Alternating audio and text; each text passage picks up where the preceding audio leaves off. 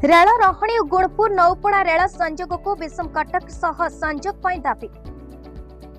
रायगड़ा जिला विषम कटक बुद्धिजीवी गण आज विषम कटक रेल विभाग रेल स्टेशन रे स्टेशन मास्टर को भेटी विभिन्न एक्सप्रेस ट्रेन रहणी हेबा सह नौपड़ा गुणपुर रेल संयोग रे विषम कटक रेल स्टेशन को संयोग पर एक लिखित दाबीपत्र दैछन्ति। जदि विषम कटक सहित गुणपुर को रेल संयोग करा जाय तबे सरकारी अर्थ अधिकांश बंचीजीव और विषम कटक अर्थनैतिक अभिवृद्धि अंचल समूह विकास हो पार।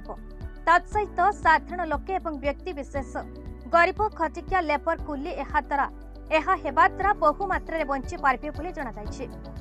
एप्रति केंद्र सरकार गुरुत्व दे मजूरी प्रकाश करेंगे आशा प्रकट कर विषम कटक नागरिक मंच बुद्धिजीवी एने रेल विभाग माननीय रेल मंत्री को विषम कटक बुद्धिजीवी तरफ रेल विभाग स्टेशन मास्टर जरिए एक दाबीपत्र प्रदान कर विषम कटक स्वाति दास रिपोर्ट बीई न्यूज ओडिशा।